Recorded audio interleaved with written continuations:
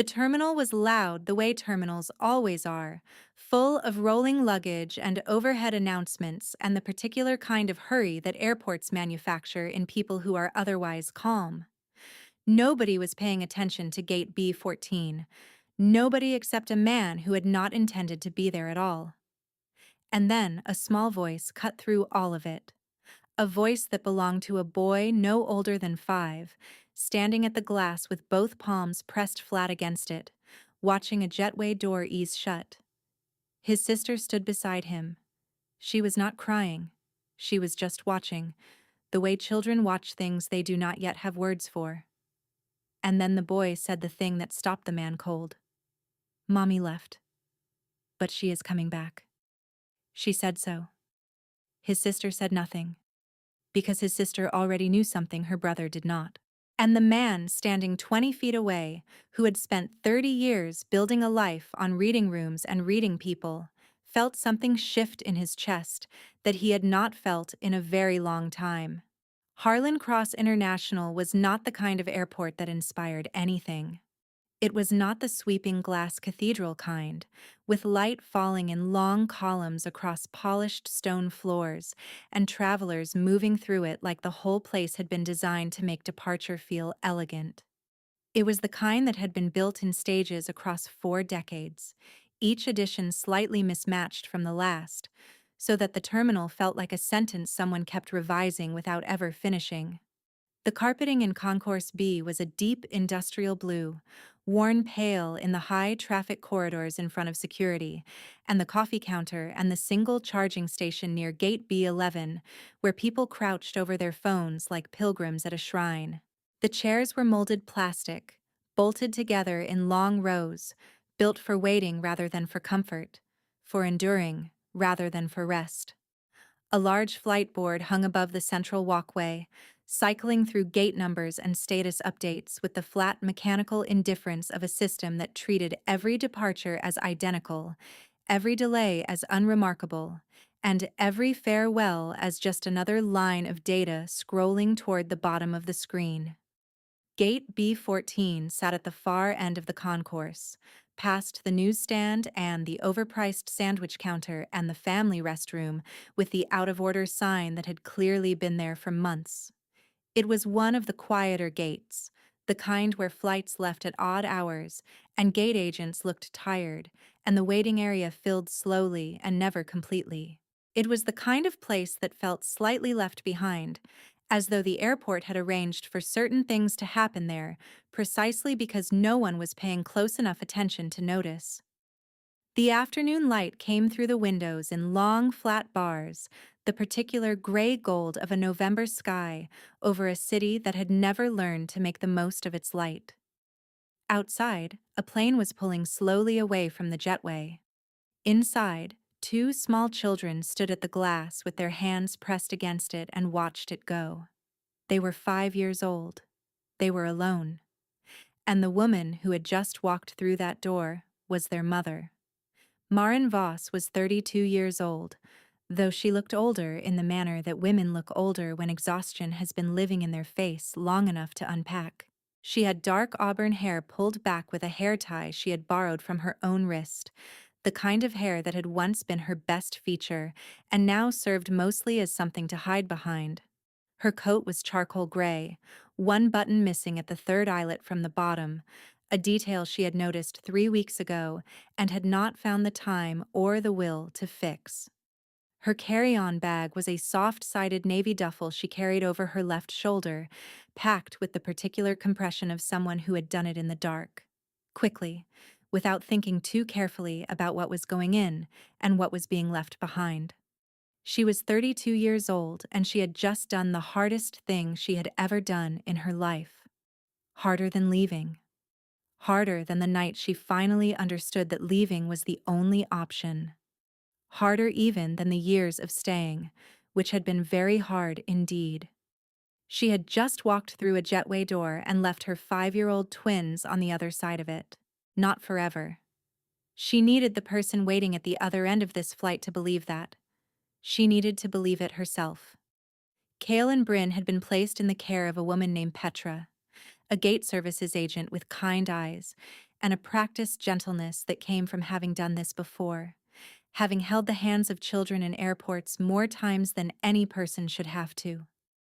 Marin had knelt in front of her twins on the worn blue carpet, right there in the middle of the concourse, with travelers parting around them on all sides like a river around a stone. She had held Cale's face in both her hands. He was the kind of child who nodded when he was trying not to cry, as if the motion itself could hold something back. He had nodded. He had let her kiss his forehead. He had whispered "okay" in a voice so small it barely made a sound. Bryn had not nodded. Bryn had done the thing she always did when she was frightened, which was to go completely still, pulling herself inward with a quietness so total it looked like calm until you looked at her eyes. And then you understood it was not calm at all. It was the opposite of calm. It was a child holding herself together with everything she had. Marin had told them she would be back in 4 days. She had told them their Aunt Rosalind was flying in that evening and would be there before bedtime. She had told them Petra would stay until Rosalind arrived. She had told them they were safe, that she loved them more than every single thing, that the time would pass before they knew it. Then she had stood up and walked through the door. She had not looked back. Not because she did not want to. She had not looked back because she understood with the absolute clarity of a woman who had been making impossible choices for 3 years that if she turned around and saw their faces, she would not be able to keep walking. And she had to keep walking. Because what waited for her at the other end of this flight was the only way any of this ever got better. The only way her children ever got their mother back. Whole, safe, and no longer afraid. That was what she told herself, as the door closed behind her. That was the only thing she had left to hold on to. Petra's son had worked gate services at Harlan Cross for 11 years. She had seen a great many things in that time. She had held the hands of elderly passengers who had forgotten which city they were flying to. She had talked down business travelers who had missed connecting flights and were directing their panic at the nearest available human being. She had sat on the floor of the concourse twice, once with a woman who had just received news she could not yet stand up after receiving, and once with a 4-year-old boy who had lost his stuffed elephant somewhere between security and gate B9 and was treating this as the end of all things. She had not, in 11 years, seen anything quite like Cale and Bryn Voss. They stood at the window side by side, the same height, the same dark auburn hair their mother had given them, the same small hands pressed flat against the glass. They were identical in that way. Twins are identical from a distance, and entirely distinct from one another up close, the way all people are when you know what to look for. Cale was still nodding. Not at anything in particular. Just nodding. Slowly. The way he had been nodding since his mother crouched in front of him and said the time would pass before they knew it. He was doing the thing children do when they have been handed a belief they are not certain they believe, and are trying, through sheer physical repetition, to convince themselves it is true. Bryn had not moved. She stood with her forehead now resting lightly against the glass, her breath making a small cloud that appeared and disappeared with each exhale.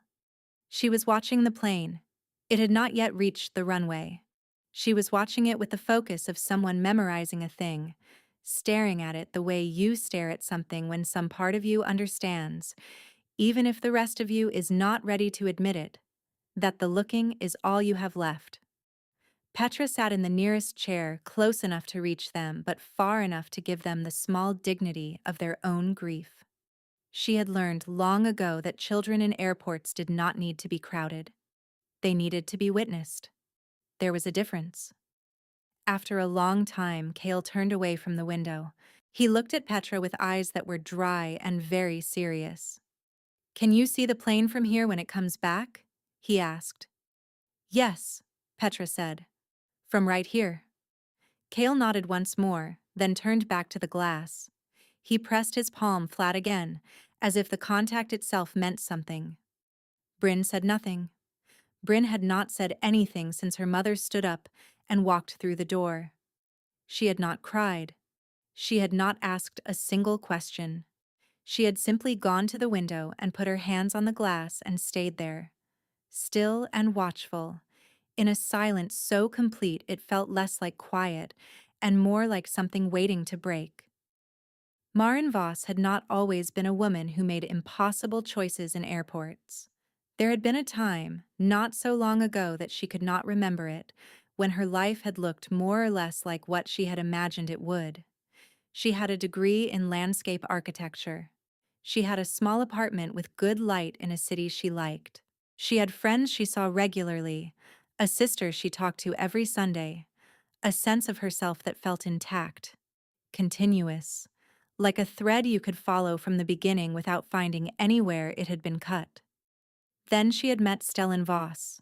He was charming in the manner that certain men are charming, not warmly, not openly, but with precision.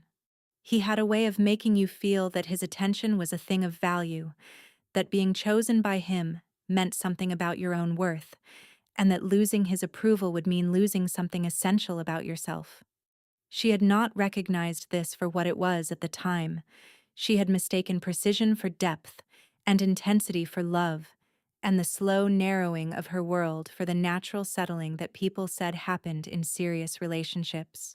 By the time she understood what was happening, she had been married to him for 2 years, and the twins had been born, and the thread she used to follow from the beginning had been cut in so many places it no longer led anywhere she recognized. Stellan had never hit her.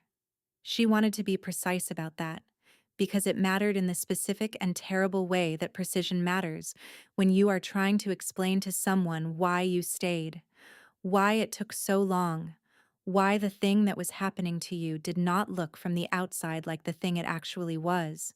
He had never raised his hand. He had done something more methodical than that. He had taken apart her life one piece at a time, with the patience of someone who understood that the most effective kind of control is the kind that never announces itself. He had managed their finances exclusively from the beginning, which had seemed practical and then become a trap.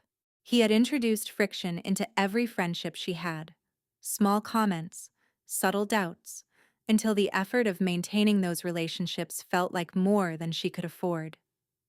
He had told her, many times and in many ways, that she was not quite capable of managing things without him, not the children, not the money, not her own responses to the world.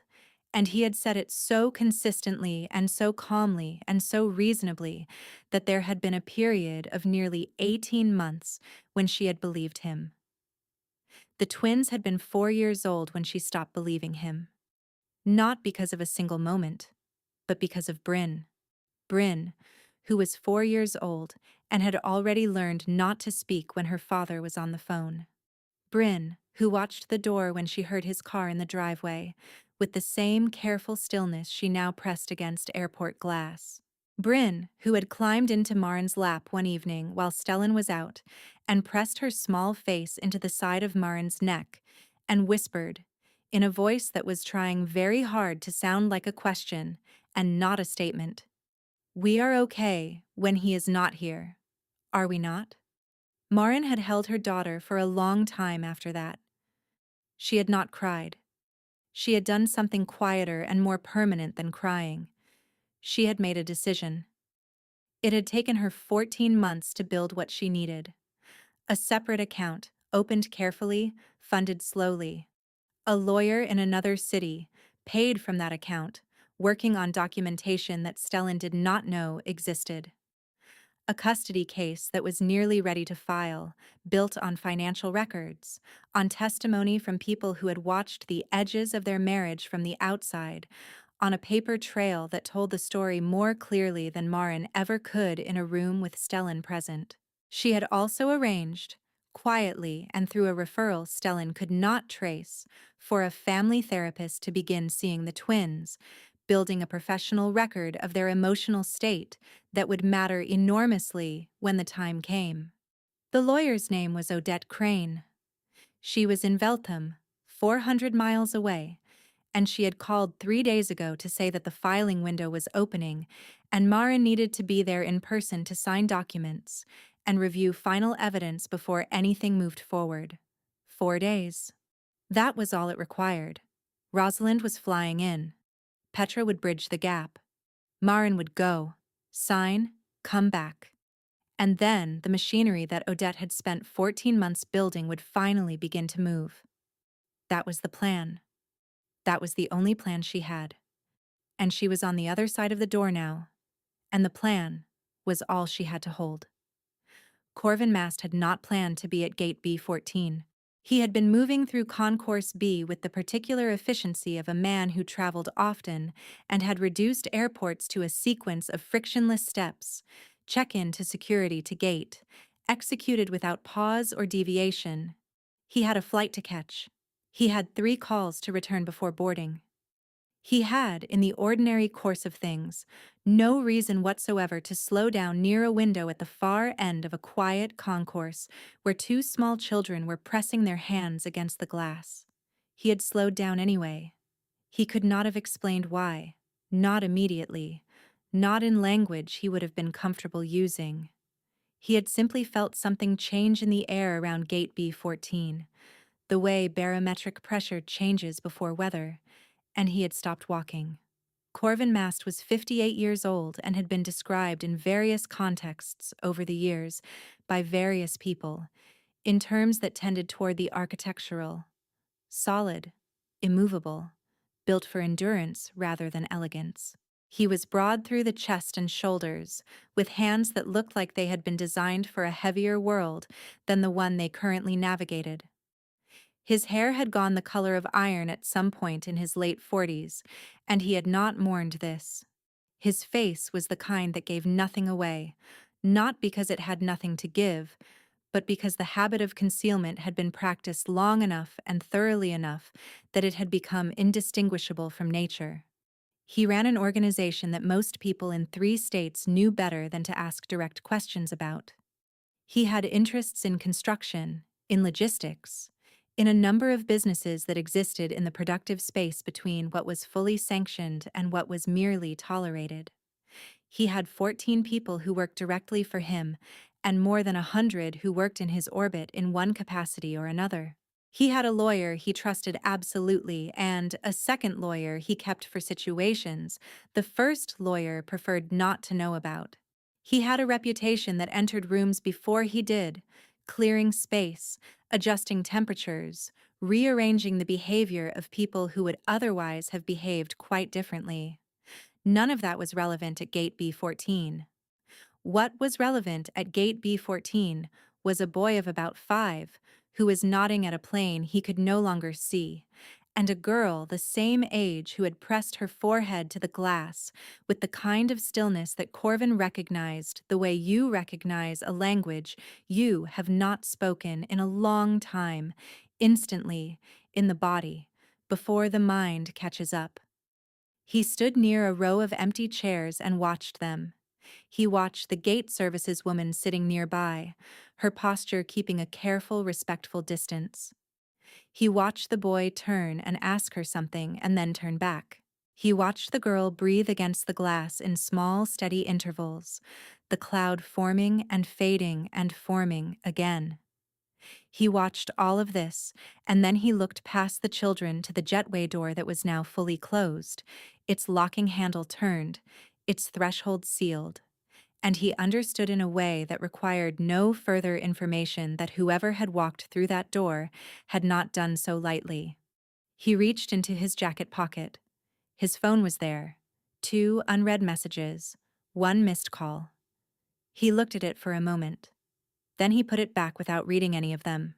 He pulled his carry-on to the nearest seat and sat down. His flight was in 40 minutes. He had not decided anything yet. He told himself that. He had simply sat down. Corvin Mast had not thought about his sister in a long time, not because he had forgotten her. You do not forget a person like Dessa. You simply learn, over years and with considerable effort, to keep the memory of her in a part of yourself that you do not visit often, the way you might board up a room in a house that is otherwise fully habitable, not because the room is gone, but because entering it costs more than you can afford on an ordinary day. Dessa had been 4 years older than Corvin, and she took up space in a room not through volume or force, but through a quality of presence that made other people feel, simply by proximity, that things were going to be all right. She laughed easily. She argued with equal ease. In every sense that mattered to a younger brother who was watching and cataloging everything, Dessa was the most capable person he knew. She married a man named Holt when Corvin was 19. Corvin disliked Holt from the beginning, not for any reason he could have articulated at the time, just a calibration, a reading of something in the way Holt positioned himself close to Dessa at family gatherings, close enough that her leaving always seemed to require his permission. 3 years passed before the full shape of it became visible. By then, Dessa had 2 daughters and a life reduced, incrementally and without any single dramatic rupture, to something she could no longer recognize as her own. Corvin was 22 when he finally understood what was happening. He went to his sister. He told her he could help her leave, that he had money, that he had a place, that Holt would not be a problem. That last part delivered in a tone that left no ambiguity about what he meant. Dessa told him she was fine. She said it the way people say it when they are the furthest possible thing from fine, with a steadiness that was not calm, but the performance of calm, with eyes that asked him not to push, because pushing would cost her something after he left that she was not sure she could afford to pay. He respected her wishes. He told himself it was her choice.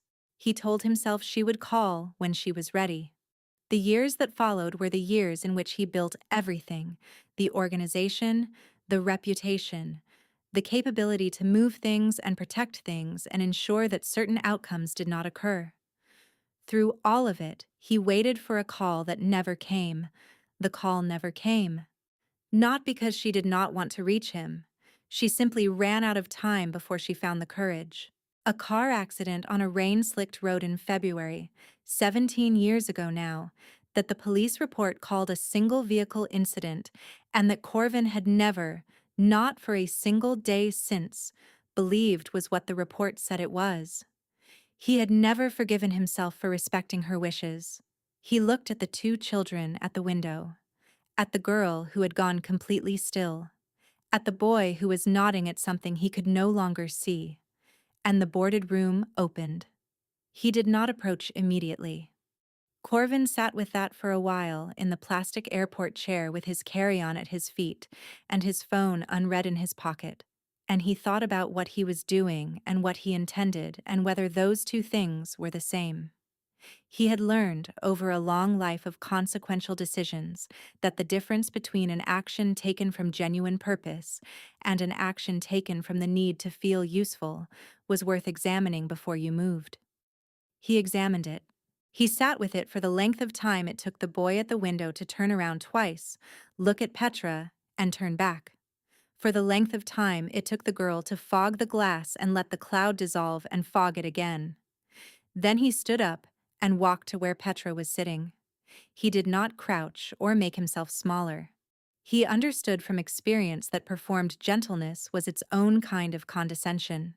He simply stood at a reasonable distance and said, in a voice pitched low enough that it would not carry to the children, "Has someone been called?" Petra looked up at him with the expression of a woman assessing a variable she had not accounted for. "Her supervisor," she said. "And the children have a relative arriving this evening. How long until this evening?" Petra hesitated. 7 hours. He nodded. He looked at the children. He looked back at Petra. "I will be nearby," he said. "If anything changes, you may reach me at this number." He gave it to her quietly, without ceremony. That was all. He returned to his chair. He missed his flight. He did not call ahead. He simply let it depart without him and rebooked on his phone for the following morning, and then he put the phone away and settled in with the particular stillness of a man who has decided something and has no further need to deliberate about it. 2 hours passed. The concourse cycled through its rhythms, arrivals and departures, and the slow commerce of the sandwich counter and the charging station. Kale had eventually been persuaded by Petra to sit down and eat something from his small backpack, crackers and a juice box that he consumed with the mechanical compliance of a child going through motions. Bryn had not left the window. It was Kale who noticed Corvin first. He had been watching the man with the directness that adults have long since been socialized to conceal. He walked over with a confidence that Corvin recognized as courage wearing a small body. "Are you waiting for a plane?" Kale asked. "Not exactly," Corvin said. "Are you waiting for a person?" "Something like that." Kale studied him. "You are very big," he said, not unkindly, as a simple observation. "I have been told," Corvin said. Kale appeared to weigh this. Then he said, "Our mom left on a plane, but she is coming back in 4 days." He paused. "Do you think 4 days is a long time?" Corvin looked at the boy carefully. "That depends on what you are doing while you wait," he said. "If you are busy, it goes faster." Kale considered this with enormous seriousness. Then he went back to his crackers. An hour after that, Petra's supervisor arrived, a young man named Garrett who was visibly uncomfortable with the situation and kept checking his watch. And it was in the small bureaucratic confusion of Garrett trying to locate the exact protocol for this particular circumstance that Bryn finally turned away from the window. She turned and looked at the concourse, as if seeing it for the first time. Her eyes moved across the chairs, across Petra, across Garrett, across her brother, and then they stopped on Corvin. She looked at him for a long time. He did not look away. He did not smile or soften his expression into something reassuring. He simply met her gaze with the same steadiness she was offering him, which was, he understood, the only form of honesty she would accept. Then she walked over and sat down in the chair beside him. Not near him, beside him. The way a person sits beside someone they have decided, without explanation and without evidence, to trust for the time being. They sat in silence for a while. Then Bryn said, without looking up, "Is my mom in trouble?" The question was not delivered with panic or with tears. It was delivered with the flat, empirical directness of a child who has already processed the emotional component and moved on to the part where she needed actual information. Corvin was quiet for a moment. He said, "I do not know your mom, but you have been watching us," Bryn said. "Since before?" He looked at her. She was still not looking at him. He said, "Yes, I have." "Why?" "Because," Corvin said, "some things are hard to walk away from." Bryn was quiet. Then she said, very quietly, almost to herself, "That is what my mom said. About us." Right before she left. And the boarded room opened wider than it had in 17 years. Marin Voss called at 6:47 in the evening. Petra had given her his number because Corvin had offered it precisely for this purpose when he told Petra he would stay. She had asked if he was willing to remain until the relative arrived, and he had said yes, given her the number, and told her to pass it to the mother when she called. It was a practical arrangement, made without sentiment. Petra had passed it on. The phone rang and Corvin answered on the second ring and said his name, and there was a pause on the other end a second too long, the kind of pause that meant the person calling had not fully prepared themselves for the reality of the call. And then a woman's voice said, "I do not know who you are, and Petra assured me you were safe to call, but I need to understand the situation." He told her, plainly and without editorializing, what he knew. The children were safe. They had eaten. Bryn had not said much. Kale had asked several questions about time and about planes, which Corvin suspected was his method of processing things. Garrett had sorted out the paperwork. They were waiting. There was a silence. Then Marin said, "I need you to tell me honestly whether they seem all right, because they will not tell you if they are not. They have learned to say, they are fine." He looked at the two children across the concourse. Bryn was drawing on the back of a paper napkin with a pen she had found in her backpack. Kale was asleep in his chair with his jacket folded under his cheek. Corvin said, "The boy is sleeping. The girl is drawing. They are not all right. But they are holding." Another silence. Longer this time. When Marin spoke again, something in her voice had changed. The managed composure had not broken, but it had shifted. The way ice shifts when the temperature underneath it changes. Not cracking yet, but becoming something that could. "I left them," she said. "I know how that sounds. I know how it looks. You do not have to explain yourself to me. I know I do not. But I need to say it out loud to someone because I have been on this plane for 2 hours with it sitting in my chest and I cannot breathe properly." He said nothing. He waited. She told him about Stellan. Not the way people perform confessions, rehearsed and shaped for an audience, but the way you release something that has been held under pressure for so long that the telling is less a choice than a necessity. She told him about the money and the friends and the slow, methodical removal of every mechanism of independence she had possessed, dismantled one piece at a time with the patience of someone who understood that control works best when it is invisible. She described the 18 months when she had believed what Stellan told her about herself, about her competence, her judgment, her fitness as a mother, and about the specific and terrible quality of that particular darkness, believing the person disassembling you when they tell you they are doing it for your own good. She told him about Bryn in her lap, whispering that question, and about the decision that followed. Then she walked him through 14 months of careful, invisible work: the account, the lawyer, the documentation, the patience required to build something solid enough to hold when Stellan finally learned what she had done, because he would learn, and when he did, he would come at it with everything he had, and it needed to be strong enough to withstand that. She told him about Odette Crane and the filing window and the 4 days. And then came the part she had not told anyone, the part that had been sitting in her chest since she boarded the plane and found her seat and stared at the seat back in front of her while the engines built toward departure. Stellan knew she was gone. He had called her 20 minutes after boarding. She had not answered. He had called again. He had texted 4 times, the tone escalating in a pattern she recognized from years of studying it. The last message had said simply, "I know what you are doing." This will not work.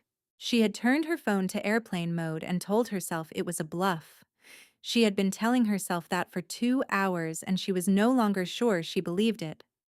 "If he contacts Odette," she said, "if he does something to delay the filing or finds out what evidence she has, or gets to anyone who is scheduled to provide testimony." She stopped. Her voice was tight but controlled, the voice of a woman who had spent years learning to keep fear functional rather than paralyzing. "If the case collapses before it files, I have nothing. I have no money he does not control, no legal standing, no documentation outside of what Odette holds. And he will come back at me harder for having tried." Corvin was quiet for a moment. He looked at Bryn, who had stopped drawing and was looking at her napkin with a small frown, as if the drawing had not come out the way she intended. He looked at Cale, still asleep with his jacket under his cheek. He said, "What Odette Crane's number is?" Marin went very still on the other end. "Why?" "Because," Corvin said, "there are things that can be done to ensure a filing proceeds without interference, and I am in a position to ensure some of them." "I do not know you," Marin said. "I do not know what that means. I do not know what you would want in return." "Nothing," Corvin said. "I would want nothing in return." A long silence, long enough that he thought the call might have dropped. Then Marin Voss said, "Why you would do that for someone you have never met?" And Corvin looked at the girl with the drawing and the boy with the jacket and said, "Because your daughter sat down next to me 3 hours ago and trusted me without a single reason to, and I would like to be worth that." The silence that followed was the kind that does not need to be filled. Marin gave him Odette's number. He made 3 calls. The first was to Odette Crane. She answered on the fourth ring with the brisk distraction of someone working after hours, and the moment he said his name, the distraction dissolved. He did not know Odette personally, but Odette knew his name the way that lawyers who worked in complicated territory knew certain names, as landmarks, as coordinates, as indicators of the kind of gravity that reorganized the space around it. He told her what Marin had told him. He told her what he needed. He told her that any attempt to interfere with the filing by Stellan Voss or anyone acting on his behalf would encounter obstacles significant enough to make the attempt not worth pursuing. He was specific without being colorful. He did not make threats because he never made threats. He stated conditions. Odette listened without interruption and said she understood, and that she would have the documents finalized and ready to file at 9 the following morning. He thanked her and ended the call. The second call was to a man named Brigg, who worked for him, and who had, over 14 years, demonstrated a particular talent for ensuring that certain information arrived at certain destinations efficiently and without attribution. He gave Brigg a name and an address and a simple instruction. He wanted to know, within the next 2 hours, whether Stellan Voss had made contact with anyone in the legal or financial sectors that might indicate he had knowledge of the filing. He wanted to know what Stellan knew and how he knew it. Briggs said he would call back. The third call was to a woman named Willa Sands, who ran a family services organization on the north side of the city. A woman Corvin had funded quietly for 6 years, without ever allowing his name to appear in any document associated with the organization. He told Willa that a family was going to need transitional support within approximately 5 days, a mother and 2 young children. He gave her what details he had. He told her to expect contact from an attorney named Odette Crane. He told her the family was to be given whatever they needed, without application delays, without the usual waiting periods, without any of the procedural friction that tended to grind people down precisely when they had the least capacity to absorb it. Willa said she understood. She always understood. It was why he had chosen her. He put the phone away and went back to the chairs. Bryn had finished her drawing. She held it up when he sat down. It was a picture of an airport, rendered in ballpoint pen on a paper napkin, with careful, deliberate lines. 2 figures stood in the foreground. They were small and slightly uneven, the way drawings are when the person making them is being precise, but the tool is imprecise. Behind them, through a window the size of a postage stamp, a plane was visible in the air. Above it, Bryn had written 3 words in the careful, oversized letters of a child who has recently learned that writing means something. She is coming. Corvin looked at the drawing for a long time. He said, "That is very good." Bryn took it back and looked at it critically. "The plane is too small," she said. He said, "Or the window is too small. The plane might be the right size." Bryn considered this with the same gravity her brother had brought to his earlier question about time. Then she folded the napkin carefully in quarters and put it in the front pocket of her backpack. She zipped the pocket closed with a finality that suggested the drawing was now in safekeeping. Brigg called back 40 minutes later. Stellan Voss had made 2 calls that afternoon, one to a family lawyer in the city he and Marin shared, one to an investigator Brigg recognized by name as someone who worked document retrieval. He had not yet reached Odette. He did not, as far as Brigg could determine, have the name of the firm she worked for. "Not yet," Brigg said. "Make sure it stays that way until 9 tomorrow morning," Corvin said. Brigg said he would. The variable was not yet resolved, but it was contained. For now, it was contained. Rosalind arrived at 9:43 in the evening. She was Marin's younger sister by 3 years, with the same auburn hair worn shorter, cut practically, the hair of someone who had decided long ago that practicality was its own form of elegance. She came through the concourse doors with a rolling suitcase and the expression of a woman who had been in a state of controlled emergency for 6 hours and was managing it by moving forward at all times.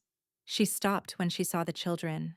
She stopped completely, suitcase handle still in hand, and for one moment her composed face broke open entirely, just for a moment, before she pulled it back together and crossed the remaining distance and crouched and gathered them both. Cale woke up when his aunt's arms came around him and immediately began explaining about the plane and the 4 days and the crackers and the man who was very big. Bryn pressed her face into Rosalind's shoulder and said nothing. She held on with both hands, fingers curled into the fabric of Rosalind's coat, and did not let go for a long time. Corvin stood nearby at a distance that was respectful but visible. Rosalind looked up at him over Bryn's shoulder with gratitude and wariness in equal measure, both entirely reasonable. He gave a small nod. She gave one back. She got the children settled, and then came over and they spoke briefly and practically, efficiently, the way people communicate when something important needs to be transferred, and neither party has time to waste on ceremony. She asked how long he had been there. He told her. She asked about Bryn's silence. He told her what he had observed. She said she knew about the silence, that Bryn had been doing it for about a year, going quiet when things felt uncertain, and that the doctors called it adaptive response, and Rosalind called it her niece having more sense than most adults. He gave her Odette Crane's number and told her to expect a call early the following morning. He told her the filing was proceeding and that the interference had been addressed. Rosalind looked at him for long enough that he understood she was reading past the surface, checking for what lay underneath. She said, "Who you are?" He said his name. She said, "That is not what I asked." He said, "I know." She waited. He said, "I am someone who should have done something like this a long time ago and did not." She held his gaze for a moment.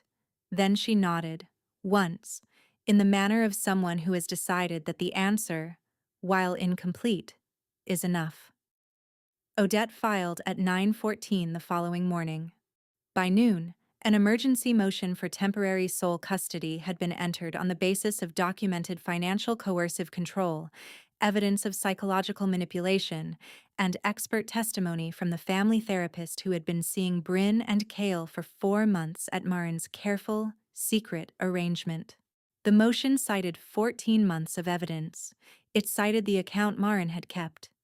It cited 3 witnesses who had provided written testimony. It was, as Odette described it to Marin in a phone call that afternoon, the most complete first filing she had produced in 22 years of family law. Stellan's lawyer responded within 48 hours. The response was aggressive, as expected. It challenged Marin's financial independence, her decision to travel without the children, the legitimacy of the account, and the credibility of the witnesses. It was the response of a man who had been preparing a counter-narrative for a long time and deployed it the moment the opportunity arose. The judge reviewed both filings. She also reviewed the financial records, the complete ones, the ones Odette had spent 14 months assembling, that showed not a woman mismanaging shared finances, but a man using financial access as a mechanism of control, systematically, over 5 years, in ways that left a paper trail clear enough that the judge read through it twice, and then asked Stellan's attorney a series of questions that the attorney was unable to answer with any of the fluency the situation required. Temporary sole custody was granted on a Thursday afternoon. The order was served to Stellan at his office. His attorney called Odette within the hour. Odette called Marin. Marin was sitting on the floor of her hotel room in Veltham with her back against the bed and her knees pulled to her chest, and when she heard the words temporary sole custody, she made a sound that was not quite crying and not quite laughing and was entirely both. She called Rosalind. Rosalind put the phone on speaker and held it toward the twins, who were at the kitchen table eating toast, and Marin said, "Hi, babies," in a voice that shook on both syllables, and Cale said, "Hi, Mommy. Are you coming home?" And Marin said, "Yes, baby. I am coming home tomorrow." And Cale said, "Okay.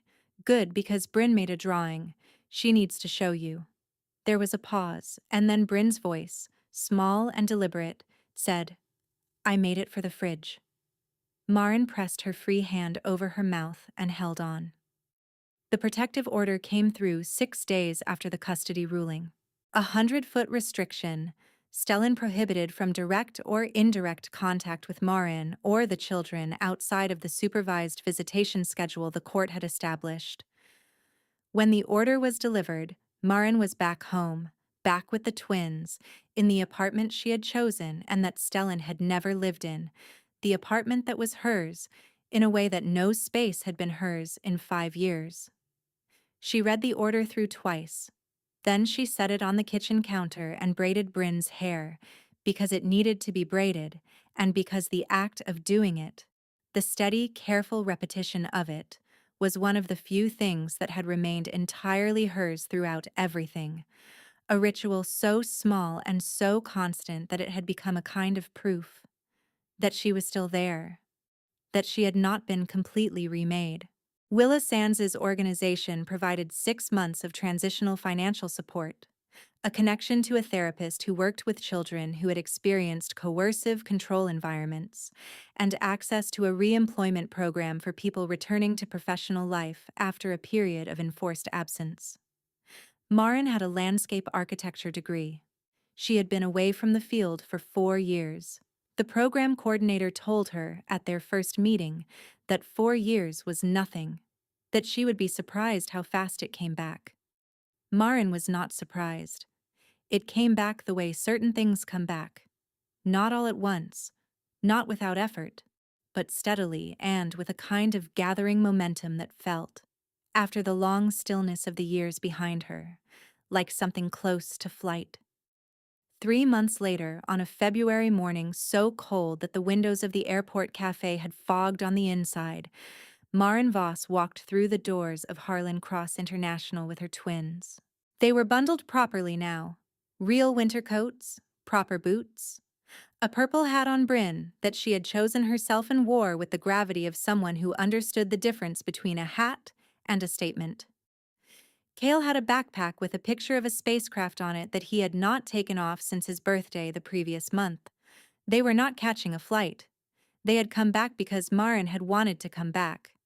Because there was something she needed to do here, in this specific place, with her children beside her. They found the cafe near the entrance to Concourse B, with wooden chairs and a glass counter and a woman behind it who called everyone sweetheart and poured coffee that was slightly too strong and entirely right. Marin ordered a coffee. She ordered hot chocolates for the twins. They sat at a table by the window that looked out onto the drop-off lane, where cars arrived and released their passengers and moved on in the continuous patient rhythm of a place built on departures. Cale drank his hot chocolate with both hands around the cup. Bryn sat with her back straight, taking a quiet inventory of the cafe as she always did in new spaces. And then, having found nothing that required action, she relaxed by a precise and measurable degree. Marin watched her daughter relax and felt something in her own chest answer it. They had been in therapy for 2 months, all 3 of them, separately and together. The therapist, Dr. Amara Sell, had told Marin 3 weeks ago that Bryn's adaptive stillness was beginning to soften, changing its character from defensive to contemplative. She is learning the difference between quiet because it is safe and quiet because she likes it. Those are very different kinds of quiet. Marin had thought about that for 3 weeks. She was thinking about it now, watching Bryn sitting quietly because she liked it. It was Cale who saw Corvin first. He was coming through the main entrance with a single carry-on bag, moving with the efficient, unhurried pace of a man who had made peace with airports long ago. He had not been called. He had not been invited. He had a flight to catch, the same as the last time, though this time he had arrived with a margin that would not require him to miss it. He had not expected to see them. He stopped when he did. Cale waved with the uncomplicated confidence of a child who has filed a person under trusted and sees no reason to revise the classification. Corvin crossed to the cafe and stood at the edge of the table. Marin looked up at him. They had spoken twice on the phone since the night of the filing, brief, practical calls. She had thanked him both times, and both times he had redirected the conversation before the gratitude could settle between them. Now she did not thank him. She simply looked at him in the manner of someone who has spent 3 months understanding the full weight of a thing and has found that understanding only deepens it. Bryn reached into her coat pocket and produced a folded piece of paper. She held it out. He took it and opened it carefully. It was a drawing in colored pencil on proper paper, an airport rendered with more confidence and more detail than the napkin drawing at gate B14. The window was larger. The plane beyond it was the right size. In the foreground, 4 figures stood together in front of a door that was open. Above the door, in the deliberate letters of a child who understood that writing is permanent, was a single word: stayed. Corvin looked at that word until the looking required him to set his jaw in a way that had nothing to do with hardness and everything to do with its opposite. He folded the drawing carefully and placed it in the inside pocket of his coat, against his chest. He did not say anything. He did not need to. He nodded once. Marin nodded back. Then Corvin Mast picked up his carry-on, said goodbye to Kale, who immediately asked a detailed question about the spacecraft on his backpack that Corvin answered with complete seriousness, and walked into Concourse B. He did not look back. Not because he was indifferent to what he was leaving, but because looking back was for people who were uncertain about what they had done. He had opened the boarded room at gate B14 and let some light in, and he had not closed it again. Dessa would not have wanted it closed. He understood that now, in the manner that you understand things which have been true for a long time and have only recently become sayable. The automatic doors of Concourse B closed behind him. At the table by the window, Bryn picked up her hot chocolate and took a slow sip. She looked out at the drop-off lane, at the cars arriving and departing in their steady, patient rhythm. Then she turned to her mother and said, with the settled certainty of a child who has stopped asking questions she already knows the answers to, "We are not going anywhere, are we?" "No," Marin said. "We are not going anywhere." Bryn nodded. Outside, a plane climbed steadily into the February sky and disappeared into the clouds, and inside the cafe, a little girl in a purple hat watched it go without pressing her hands against the glass.